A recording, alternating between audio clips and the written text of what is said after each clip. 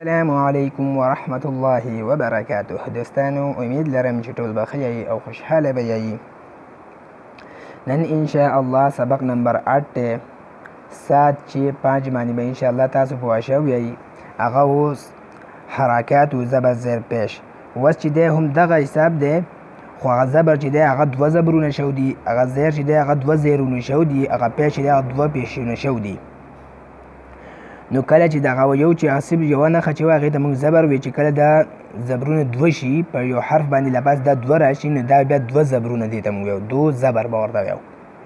نو سبق نمبر 8 چې دی هغه دی 2 زبر. دې 2 زبر ته تنوین ویلی شي. اوس موږ دلته دا وپېژندو چې تنوین څه ته وایي. تنوین وایي 2 زبرونو ته.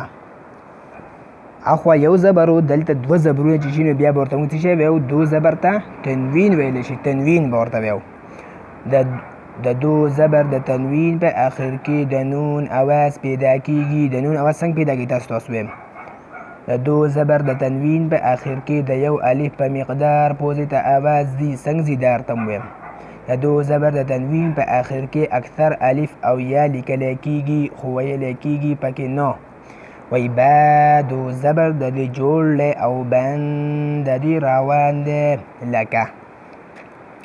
اوس وی دې 2 زبرونه دي چې دې ته وایي تنوین، خو د 2 زبر د تنوین په اخر کې د نون اواز پیدا کیږي.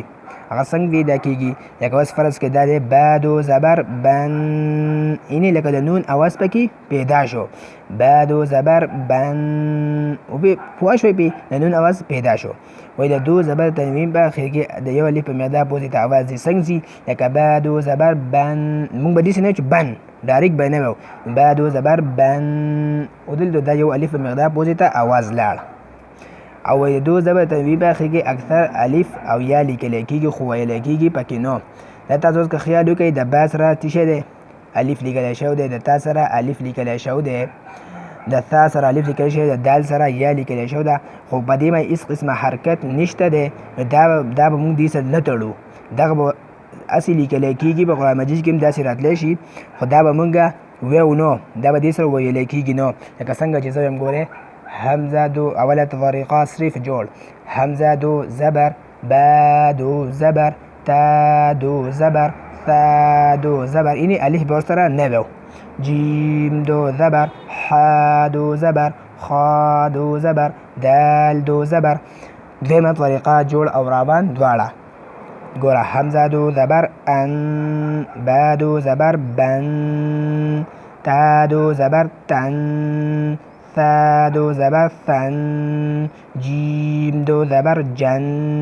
دریمه طریقه صرف روان. ګوره ان، بن، تن، ثن، جن، حن، خن، دن. دقسې یا پورې تاسو وایئ. اوس چې دي مشکل حروف څوارلس دي، هغه دا دي. دا دوستانو دا سبق زه ځکه یا پورې نه وایم چې بیا ویډیو ډېره زیاته اوږدېږي، د دې وجې زه تاسو ته په یوه کرښه وایم، نور به تاسو انشاءالله د یا پورې ځان له وایئ. اوس چې دي مشکل حروف دي هغه 14 دي. هغه کم دي؟ ګوره تن، طن، ثن، سن، صن، ذن، زن، ظن، ظن، ان، عن، هن، حن، فن. اوس د 2 زبر تنوین چې کوم مشق دی هغه دا دی. ګوره اوله طریقه صرف جوړ.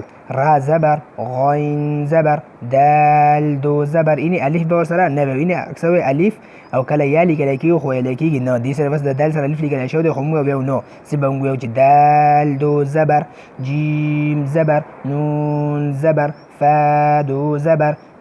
دویمه طریقه جوړ او روان دواړه. را زبر را، غین زبر غ، راغ، دال 2 زبر دن، راغدن، جیم زبر ج، نون زبر ن، جن، فا 2 زبر فن، جنفن. دریمه طریقه صرف روان.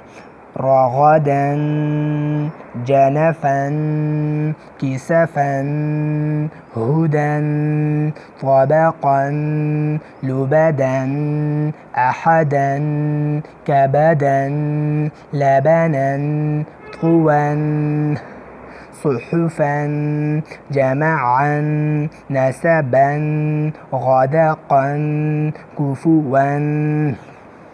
دوستانو نو امید کوم چې په دو زبر په تنوین په سبق به تاسو پوه شوی. ویډیو خپل دوستانو سره ډیره شیر کړئ چې هغوی ته هم فایده والي. مال راکړئ. اجازت والسلام.